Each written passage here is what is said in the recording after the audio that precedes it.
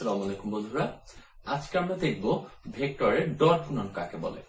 দুইটি ভেক্টরের গুণফলে যদি একটি স্কেলার রাশি পাওয়া যায় তাহলে সেই গুণটাকেই বলে ভেক্টরের ডট গুণন। আমরা দুইটি ভেক্টর গুণ করে কখনো ভেক্টর রাশিও পেতে পারি, কখনো স্কেলার রাশিও পেতে পারি।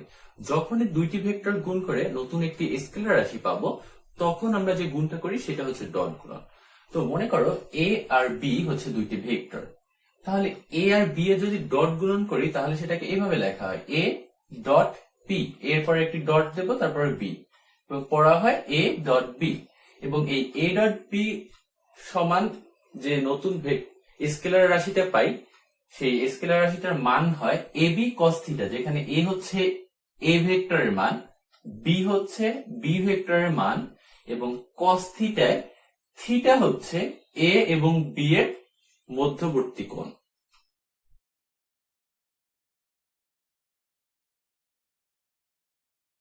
বন্ধুরা, আমরা ভেক্টরের ডট গুণনের একটি উদাহরণ দেখব। আমরা জানি বল এবং সরণের গুণফল হচ্ছে কাজ।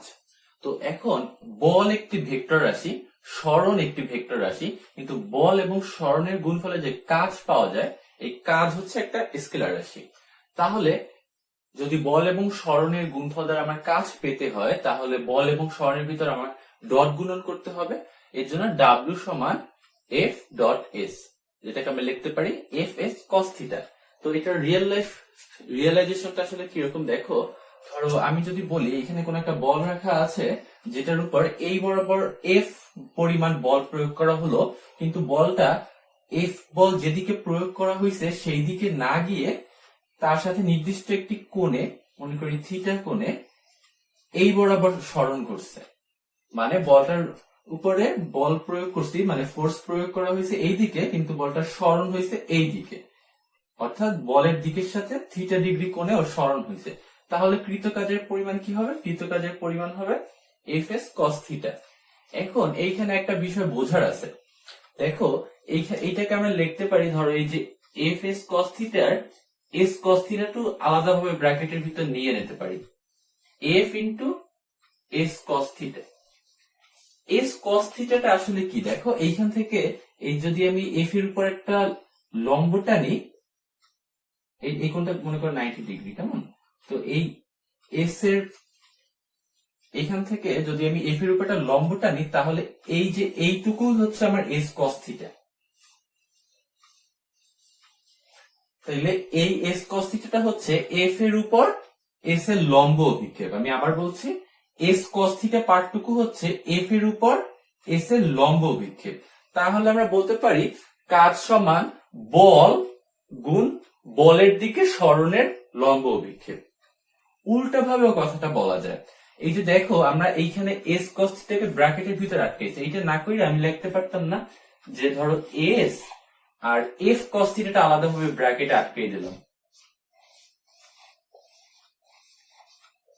তাইলে দেখো ব্যাপারটা আসলে কিরকম, তখন যেটা মিন করে যে এই এফ কস থিটাটা কি, দেখো এই যে এইখান থেকে যদি আমি এই এস এর উপর লম্ব টেনে দেই, মনে করো আমি এফ এর এই বিন্দু থেকে এস এর উপর লম্ব টেনে দিচ্ছি, এইটা এখন 90 ডিগ্রি, তাহলে এই যে ভ্যালুটুকু এইটুকু হচ্ছে তোমার এফ কস থিটা। অর্থাৎ এইটুকু তখন হবে এফ কস থিটা, মানে হবে এস এর দিকে বলের লম্ব অভিক্ষেপ। তার মানে কাজ সমান যেমন একভাবে বলা যায় বল এবং বলের দিকে সরণের লম্ব অভিক্ষেপ, অথবা এটাও বলা যায় সরণ ইন্টু সরণের দিকে বলের লম্ব অভিক্ষেপ। এখন আমরা যদি কোনো মান ইনপুট করার চেষ্টা করি তাহলে কেমন হয় দেখো তো। আমি যদি বলি যে এইদিকে 10 নিউটন বল প্রয়োগ করা হয়েছে এবং সরণ হয়েছে মনে করি 8 মিটার এবং এদের মধ্যবর্তী কোণ ধরি সাপোজ 60 ডিগ্রি, তাহলে কাজের মান কি হবে? কাজের মান যদি আমি বসাই, এফ এর মান হবে হচ্ছে 10, তারপরে সরণের মান হবে 8, আর থিটা যেহেতু 60, আমরা জানি cos 60 ডিগ্রি সমান হাফ, তার মানে এখানে একটা হাফ আসবে। তাহলে ক্যালকুলেশন করলে দেখা যাবে এটার মানটা হবে 40। সিম্পল। আমরা এখন কার্টেসীয় স্থানাঙ্ক ব্যবস্থায় ব্যবহৃত যে তিনটি আয়ত একক ভেক্টর আছে তাদের ডট গুণফল দেখব। তো আমরা প্রথমে আসলে অ্যান্সারটা কি হয় সেটা দেখবো, তারপর অ্যান্সার পিছনে কারণটা দেখবো। যখন তুমি সেম সেম আয়তাকার ভেক্টর নাও, ধরো i dot I or J dot J or K dot K, তখন তাদের ডট গুণফলের মান হয় 1। কেন হয় সেটা দেখাচ্ছি। ধরো আমরা জানি কি দুইটা ভেক্টরের যখন ডট গুণন করি তাদের মান হয়, ধরো a ডট বি সমান হচ্ছে এ বি কস থিটা। তাহলে i ডট আই কি হবে, i এর মান, এই i এটা একক ভেক্টর না, তাহলে ওর মান হচ্ছে 1। তারপর আবার ওর মান, ও একক ভেক্টর, ওর মান হচ্ছে 1। তারপর cos থিটা, cos থিটা কত হবে, দেখো i i দুইটাই কিন্তু এক্স অক্ষের ধনাত্মক দিকে একই দিকে কাজ করে, অর্থাৎ ওদের মধ্যবর্তী কোণের মান 0। তাহলে এখানে বসবে cos 0 ডিগ্রি। তাহলে আমি কি করলাম আবার বলি, আমরা জানি a ডট বি সমান এ বি cos থিটা। তাহলে i ডট আই সমান কি হবে, i এর মান ইন্টু i এর মান ইন্টু cos থিটা। তাহলে i এর মান 1, আবার এই i এর মান 1, যেহেতু ওরা একক ভেক্টর তাই মান 1 হবেই। আর cos থিটা, থিটা হচ্ছে এদের মধ্যবর্তী কোণ, তো i ক্যাপ আর i ক্যাপ দুইটাই এক্স অক্ষের ধনাত্মক দিকে কাজ করে, অর্থাৎ একই দিকে কাজ করে দুইটা। তার মানে ওদের মধ্যবর্তী কোণ 0 ডিগ্রি, তাহলে cos 0 ডিগ্রি। তাহলে দেখো কি হয়, 1.1 আর এই cos 0 ডিগ্রি সেটা 1, তার মানে 1.1.1 মানে 1। তো অনুরূপ ভাবে এইগুলোর ক্ষেত্রেও একই কেস। আর এইখানে দেখো যদি তুমি ডিফারেন্ট নাও, আয়তাকার ভেক্টর যদি ডিফারেন্ট থাকে, i এর সাথে i না থাকে জে বা কে থাকে, বা কে এর সাথে কে না থাকে i বা জে থাকে, তাইলে অ্যান্সারটা হয় 0। এটা কেন হয় দেখো, ওই সেম কেস এখানেও যদি আমি মান বসাই, এখানে সবার মানই 1, সুতরাং মানের ক্ষেত্রে 1ই বসবে। কিন্তু কোণের মানটা যখন বসাবো, এই যে আয়ত একক ভেক্টর প্রতিটা এই তিনটাই তিনটার সাথে সমকোণে থাকে, i জে কে, i যেমন জে আর কে উভয়ের সাথে সমকোণে থাকে, জেও i এর কে উভয়ের সাথে সমকোণে থাকে, কেও i এর যে উভয়ের সাথে সমকোণে থাকে, সব তিনজনই বাকি দুইজনের সাথে সমকোণে থাকে। তাহলে এখানে এদের মধ্যে অবশ্যই মানটা হবে 90 ডিগ্রি। তাহলে এখন দেখো cos 90 ডিগ্রি মান হচ্ছে 0, তাহলে 1 ইন্টু 1 ইন্টু 0, ফাইনালি আমি পাইলাম 0। এই কারণে এই যে এই একটা তো উদাহরণ, তোমার একটা উদাহরণ হিসেবে দেখাইলাম, তো সবগুলো এই একই রকমই, একই কারণে এই সবগুলা 0 হয়ে যাবে।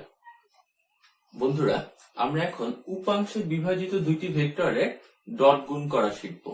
এখানে a এবং b দুইটি ভেক্টর আছে, দুইটি ভেক্টরই আমরা উপাংশে বিভাজিত আকারে লিখেছি। প্রথমটা X I cap plus A Y J cap plus A Z K cap, বিও একই প্যাটার্নে লেখা আছে। এখন এদের মধ্যে আমরা ডট গুণ করব। তাহলে আমরা লিখবো এ ডট বি। তাহলে লেখা যায় যে এ এর মানটা বসাই দিছে এবং এদের মধ্যে একটা ডট আছে, আর বি এর মানটা বসাই দিছে। তো এখন আসলে এটা কি আসবে দেখো, আমরা এটা নরমালি গুণ করে যাব। তো নরমালি গুণ করলে জিনিসটা আসলে কিরকম হয় দেখো, এই যে এইখানে 3টা পদ আছে, আবার এইখানেও 3টা পদ আছে। তাহলে স্বাভাবিকভাবে আমরা কি করব, এইখানে প্রথমে একটা পদ নেব, তার সাথে এই তিনটা গুণ করে 3টে পদ লিখবো, তারপর আবার ওকে নেব, তারপর তার সাথে 3টে গুণ করিয়া 3টা এরকম পরপর লিখবো, আবার এজেড কে ক্যাপ কে নেব, তারপর এজেড কে ক্যাপের সাথে আবার এই 3টে পদের গুণ করিয়া আরো নতুন 3টে টার্ম লিখবো। তো দেখো এইখানে প্রথম যখন এই এক্স আই ক্যাপ কে নেব, তখন কি হবে, এক্স আই ক্যাপ প্রথমে গুণ হবে বিএক্স আই ক্যাপ এর সাথে, তাহলে কি হবে A X B X I cap dot I cap plus X I cap into B Y J cap. এইখানে দেখো আমরা কিছুক্ষণ আগে শিখেছি I cap dot J cap এর মান হচ্ছে 0। তাহলে এই যে এক্স আই ক্যাপ আর বিওয়াই জে ক্যাপ এর গুণফলটা শূন্য হয়ে যাবে, যেহেতু আই ক্যাপ আর জে ক্যাপ এর ডট গুণফলের মান 0, সেহেতু ওই পদটা আমাদের না লিখলেও চলবে। তারপরে দেখো ওর সাথে যদি বাকি লাস্ট বিজেড কে ক্যাপ কে নেই, তাহলে কি হবে, এখানেও দেখো আই ক্যাপ আর কে ক্যাপ এখানেও ডট গুণ অবস্থায় চলে আসবে। আর আমরা একটু আগে পড়েছি যে আই ক্যাপ আর কে ক্যাপের ডট গুণফলের মান 0, তার মানে এই পদটিও টোটালি 0 হয়ে যাবে, তার মানে ওই পদটিও না লিখলেও হবে। তাহলে এক্স আই ক্যাপের কাজ শেষ। এখন আমরা যেতে পারি এ ওয়াই জে ক্যাপের কাছে। এ ওয়াই জে ক্যাপ দ্বারা এই 3টে পদই আমরা আলাদা আলাদা ভাবে গুণ করে এখানে লিখবো।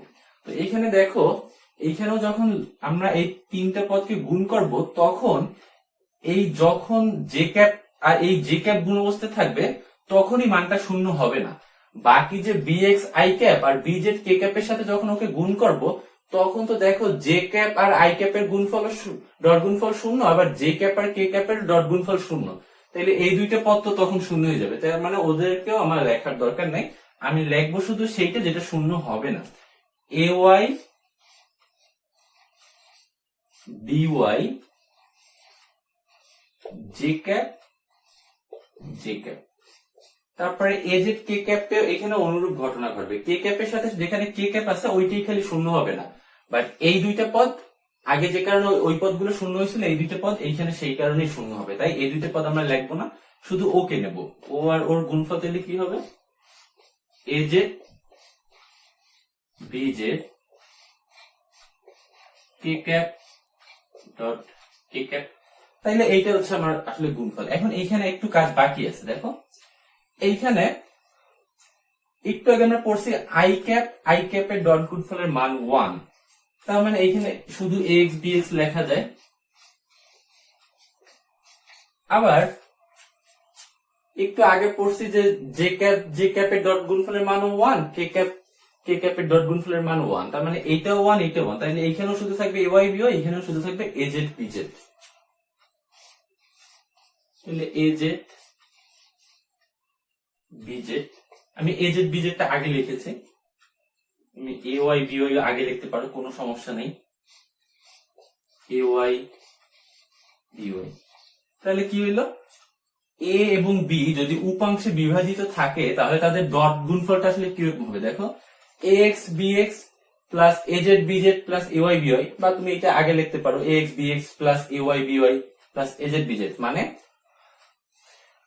এই যে এ এর যে আই এর সহগ আর বি এর যে আই এর সহগ, এই দুইটা গুণ হবে হয়ে একটা পদ। আবার জে এর যে আই এর সহগ, জে এর যে সহগ আর বি এর যে এর সহগ, এই দুইটা মিলে হচ্ছে আবার একটা পদ। আবার এ এর যে কে এর সহগ, বি এর যে কে এর সহগ, এই দুইটা গুণ হয়ে আবার একটা পদ। এরকম তিনটে পদ হবে, অর্থাৎ X B X plus A Y B Y plus A Z B Z. শেষ। এখন আমরা একটি উদাহরণ দেখব। মনে করি এফ সমান আছে 3i cap minus 2j cap plus 5k cap. মানে এখানে এফ হচ্ছে তোমার ফোর্স, বলকে উপাংশে বিভাজিত ভেক্টর আকারে প্রকাশ করা হয়েছে, এবং সরণ এস ভেক্টর সমান 4i cap plus 2k cap.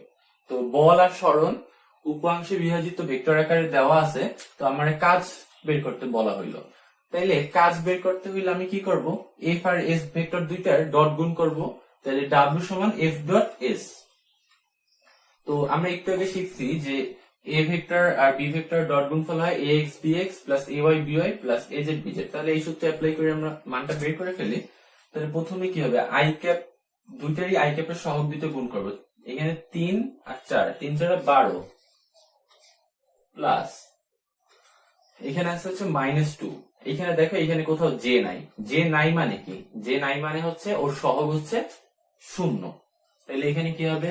-2 into 0 plus কে ক্যাপ, এখানে ওর আছে 5 ওর আছে 2, তার মানে 5 ইন্টু 2। তাহলে অ্যান্সার কি হবে? 12। এটা তো 0 হয়ে গেছে, আর এটা হচ্ছে 12 দুগুণে 10, 12 আর 10, তার মানে কাজের পরিমাণ হচ্ছে 22। আমরা এখন দুইটি লম্ব ভেক্টরের ডট গুণফল দেখব। মনে করি এ এবং বি দুইটি ভেক্টর আছে এবং এরা পরস্পর লম্ব অবস্থায় আছে, অর্থাৎ এ এবং বি এই ভেক্টর দুটির মধ্যবর্তী কোণ হচ্ছে 90 ডিগ্রি। এরকম দুইটি ভেক্টরের ডট গুণফল নিয়ে আলোচনা করব। তো এ ডট বি তাহলে কি হবে? এ বি কস থিটা, এবং থিটার মানে এখানে অবশ্যই 90 ডিগ্রি হবে যেহেতু ভেক্টরদের পরস্পর লম্ব। তো cos 90 ডিগ্রি জানি আমরা হচ্ছে 0, তাই এখানে A B 0, A B A dot B dot 0 সমান 0। এই কারণে দুইটি লম্ব ভেক্টরের যদি ডট গুণফল করি তাহলে আমরা 0 পাবো। আবার উল্টা ভাবেও একটা কথা বলা যায়। উল্টা ভাবে যেটা বলা যায় যে দুটি অশূন্য ভেক্টর, মানে এ এবং বি দুইটি ভেক্টর আছে এবং তাদের কোনোটার মানই শূন্য নয়, অর্থাৎ এ এবং বি দুইটা অশূন্য ভেক্টর, অর্থাৎ এদের কারো মানই শূন্য নয়।